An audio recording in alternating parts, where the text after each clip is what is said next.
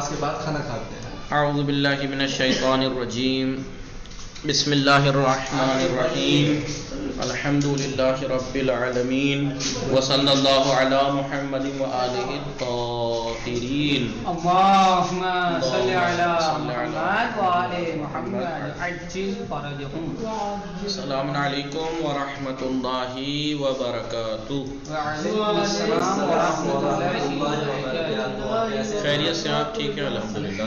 سید صاحب، زہرا حسن، رضی احمد، آغائی جناب شاہدو، آغائی راغب. ہماری گفتگو چل رہی تھی کس چیز کے بارے میں؟ اعراب کے بارے میں. اعراب بالحروف، اعراب بالحرکات، یعنی اعراب نیابتی، اعراب بالحرکات، اعراب و اعراب نیابتی. بات ہماری کہاں تک پہنچی تھی؟ جمع مؤنث سالم کے اعراب کے بارے میں. کہا کہ ہر وہ جمع جو الف و تائے زائدہ سے جمع، ہر وہ اسم جو الف و تائے زائدہ، الف اور ایک تے، ان زائدہ، الف زائدہ اور تے زائدہ سے جو جمع بنائی جائے، جیسے مسلمات، تو اس کا اعراب کیا ہوگا؟ حالت نصب و جر دونوں میں، حالت نصبی میں بھی، حالت جری میں بھی کسرہ ہوگا. اور جمع مؤنث سالم ہی کی طرح ہے کس چیز میں؟ حالت نصب و جر میں کسرہ، یعنی حالت نصبی میں بھی کسرہ ہوگا. اس میں اولاد بھی اسی کی طرح ہیں جی. اور وہ کہ جو جمع ہی پر کسی کا نام رکھ دے گا، جیسے ازرعات جو شام میں ایک علاقہ ہے، اس کا نام ہے ازرعات. فیہ زائدن قبل، اس میں بھی یہی اعراب قبول ہے. پھر اس کے بارے میں یہ کہا گیا کہ ازرعات شام میں ایک جگہ ہے، ٹھیک ہے، وہ فیہ ذل اعراب ایدن قبل، اس میں بھی اعراب بعض کے ہاں قبول کے. حالت نصب و جر میں وہی جمع مؤنث سالم والا، حالت نصب و جر میں کسرہ. کہ وہ کہہ رہے ہیں وَبَعْضُهُمْ يَنْصِبُ بِالْكَسْرِ، لیکن بعض لوگوں نے اسے نصب دیا کسرے کے ساتھ. وَيَحْذَفُ مِنْهُ التَّنْوِينَ، تنوین حذف ہو جائے گی، ازرعاتٍ نہیں ازرعاتِ. وَبَعْضُهُمْ يُعْرِبُهُ اعراب ما لا ينصرف، بعض لوگوں نے غیر منصرف کا اعراب دیا ہے. غیر منصرف کا اعراب آگے آئے گا، کیا ہے؟ حالت نصب و جر دونوں میں فتحہ ہے. ٹھیک ہے، نصب و جر میں فتح ہے. تو کتنے طرح سے استعمال کیا اسے؟ ایک تو جمع مؤنث سالم کی طرح حالت نصب و جر میں کسرہ. ایک اور کہ بعض نے کیا حالت نصب و جر میں کسرہ لیکن بغیر تنوین والا. دو ہو گئے. تیسرا بعض نے غیر منصرف والا اعراب. وَيُرْوَى بِالْوُجُوهِ الثَّلَاثَةِ قَوْلُهُ، یہ جو قول ہے تینوں وجہوں سے استعمال ہوا ہے. تَنَوَّرْتُهَا مِنْ أَزْرُعَاتٍ وَأَهْلُهَا، تو اس میں تینوں وارد ہوئے ہیں. کیا؟ تینوں وجہ. کیا؟ ایک تو جمع مؤنث سالم کا اعراب حالت نصب و جر میں کسرہ، ایک حالت نصب و جر میں کسرہ لیکن بغیر تنوین کے، اور ایک غیر منصرف والا. تینوں وجہ وارد ہوئی ہیں. ٹھیک ہے. تنورتها من ازرعات و اهلها، ازرعات بھی استعمال ہو یا ازرعات بھی یا ازرعاتا، حالت نصب و جر میں فتح غیر منصرف والا. ٹھیک ہے. اب یہ بات یہاں تمام ہو گئی. اب آگے بات آئیے وجرا.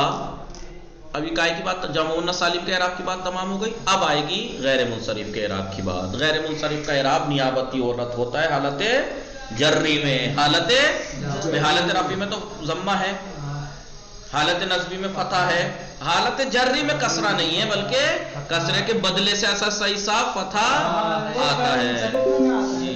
غیر منصرف کی تو بات چلے. وجرا بالفتحۃ، وجرا بالفتحۃ جی، جر دیا گیا ہے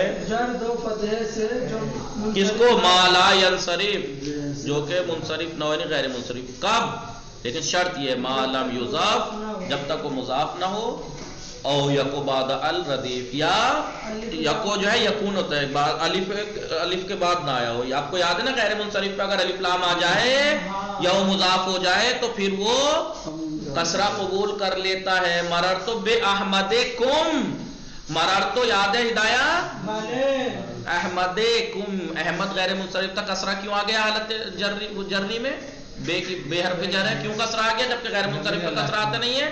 کیونکہ احمد کم کی طرف مضاف ہو گیا. غور کیجئے گا ذرا چوک جی ادھر دیکھیے اسد صحیح صاف فرین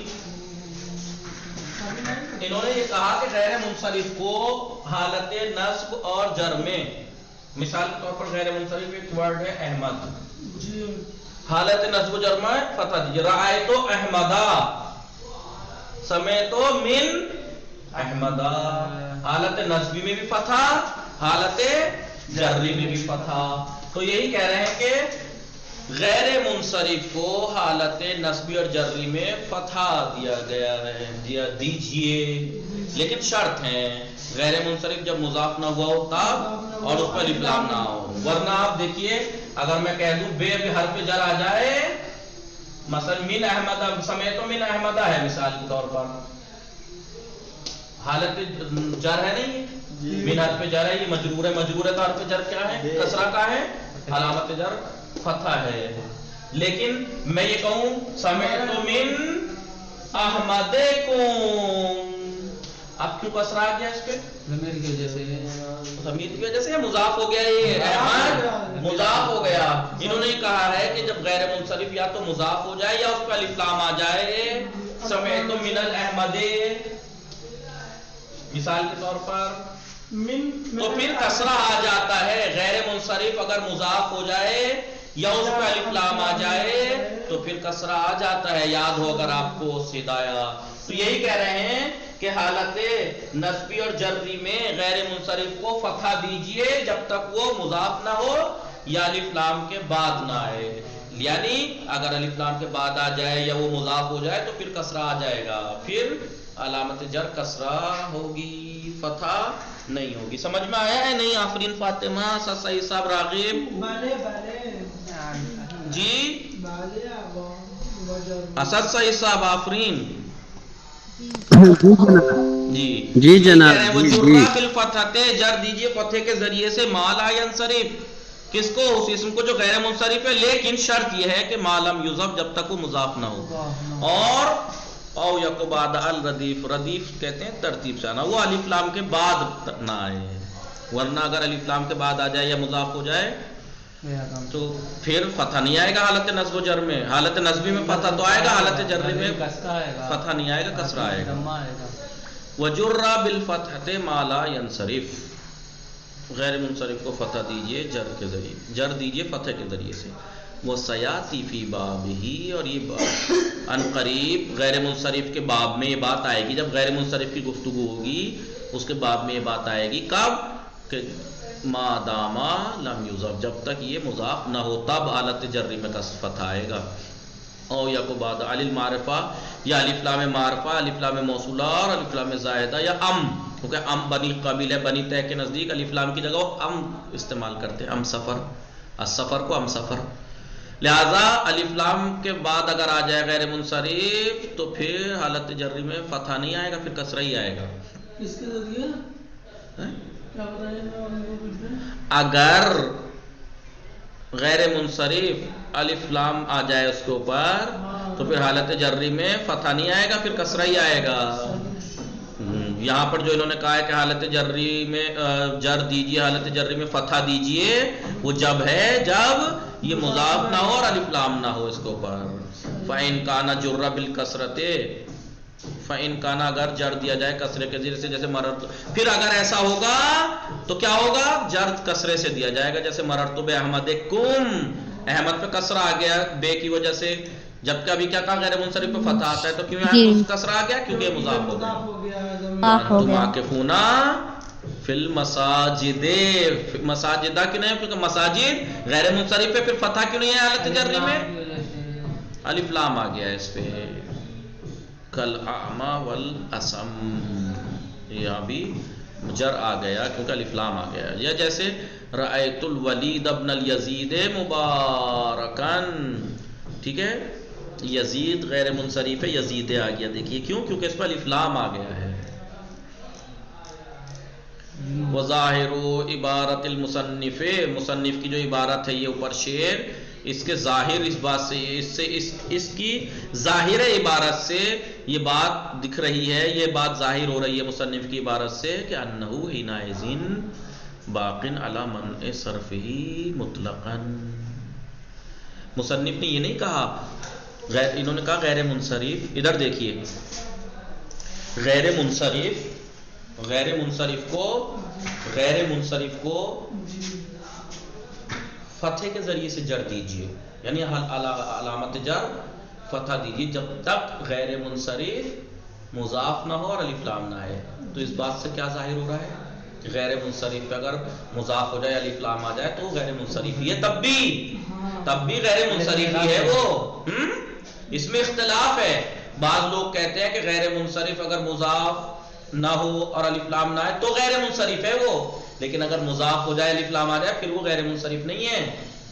لیکن مصنف کی عبارت سے کیا ظاہر ہو رہا ہے کہ انہوں نے کہا غیر منصرف کو جر میں فتح دیجئے جب تک غیر منصرف مضاف نہ ہو اور الف لام غیر منصرف مضاف نہ ہو. اس کا مطلب مضاف ہونے کے بعد بھی ان کے ہاں وہ غیر منصرف ہی ہے، ان کے اعتقاد میں وہ اس کو غیر منصرف ہی مانتے ہیں. سمجھ میں آئی نہیں اسد سعید صاحب؟ آفرین. جی آگا مصنف یعنی جی جناب صاحب کا جو شعر ہے اس عبارت، ان کی عبارت سے ظاہر ہو رہا ہے کہ انہو کہ یہ غیر منصرف حینئذ اس وقت میں، یعنی اگر مضاف ہو جائے یا اس پہ الف لام آ جائے تب بھی باقٍ علی منع صرف، ہی اپنے منع صرف پہ باقی ہے، وہ غیر منصرف ہونے پہ باقی ہے. مطلقاً یعنی چاہے وہ اس پر زبر ہو یا زیر ہو، ہاں چاہے اس پہ حالت جری میں فتح ہو چاہے کسرہ ہو، یعنی مضاف ہو جائے یا الف لام آ جائے یا نہ ہو. وہ بہی اور اس بات کی تصریح کی ہے. یہاں تو عبارت سے ظاہر ہو رہا ہے، لیکن شرح تفصیل میں باقاعدہ تصریح کی ہے، صاف بیان کیا ہے کہ غیر منصرف فلا فلا چیز ہے مثلا، اور اگر وہ مضاف ہو جائے اس کا اعراب یہ ہے، لیکن اگر مضاف ہو جائے یا اس پہ الف لام آ جائے تو پھر حالت جری میں مثلا کسرہ آ جائے گا، فتح نہیں آئے گا.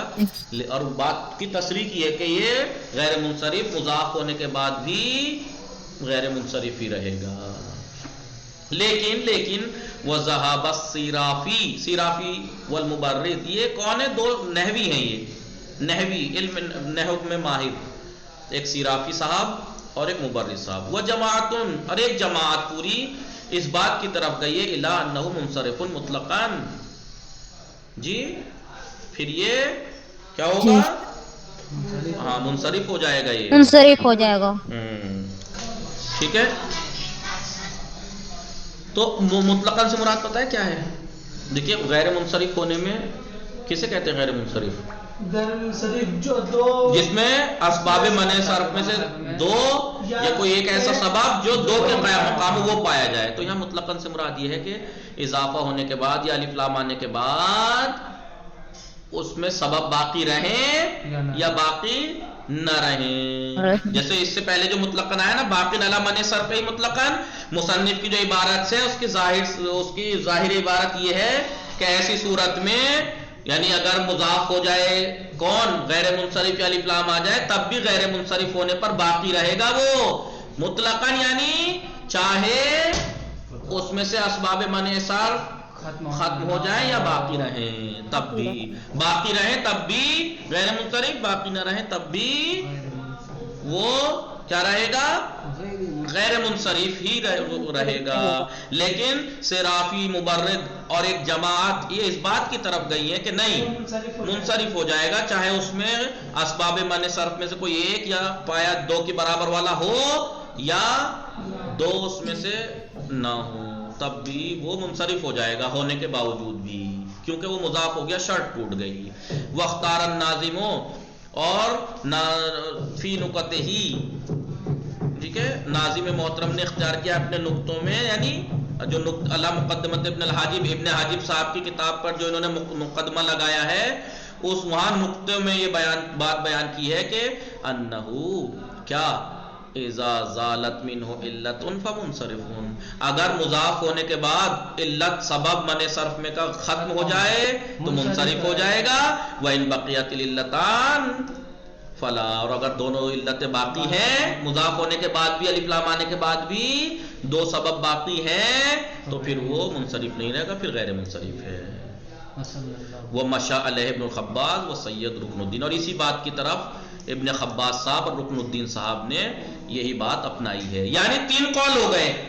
پہلا قول مصنف صاحب کا کیا کہ غیر منصرف مضاف ہو جائے یا الف لام آ جائے تب بھی غیر منصرف ہی رہے گا، چاہے اس میں علت باقی رہے یا نہ رہے. دوسرا قول صرافی اور مبرد اور ایک جماعت کا، نہیں منصرف ہو جائے گا مطلقاً. مطلقاً یعنی چاہے اس میں سبب باقی رہے، علت باقی رہے یا علت باقی نہ رہے مضاف ہونے کے بعد الف لام. ایک تیسرا قول ہے تفصیل کر دی انہوں نے کہ نہیں، اگر سبب باقی ہے تو غیر منصرف، مضاف ہونے کے بعد اور الف لام آنے کے بعد اگر سبب علت باقی ہے اسباب منع صرف والی تو غیر منصرف، نہیں باقی ہے تو پھر منصرف. 3 ہو گئے نہیں؟ ایک مطلقاً غیر منصرف مانتے ہیں، ایک مطلقاً منصرف، اور ایک آئے کہ نہیں جی اگر سبب باقی ہیں تو غیر منصرف ختم ہو گئے، اگر مضاف ہونے کے بعد یا الف لام آنے کے بعد تو پھر وہ منصرف ہو جائیں گے. سمجھ میں آیا یہ بات یا نہیں اسد سعید صاحب؟ تیسرا کیا ہے؟ 2 کا تیسرا ہاں. بتا تو دیا. ایک نے کہا مطلقاً چاہے علت باقی رہے یا علت باقی نہ رہے غیر منصرف ہی ہے، مصنف صاحب نے کہا. لیکن مبرد صاحب صرافی نے کہا نہیں مطلقاً منصرف ہے وہ، چاہے علت باقی ہو چاہے علت باقی نہ ہو. انہوں نے کہا غیر منصرف، انہوں نے کہا منصرف. انہوں نے آدھی بات ان کی مان لی، تیسرے والوں نے آدھی بات ان کی. علت اگر باقی ہے تو غیر منصرف، علت باقی نہیں ہے تو منصرف. 3 قول ہو گئے. وصلی اللہ علی محمد و آلہ.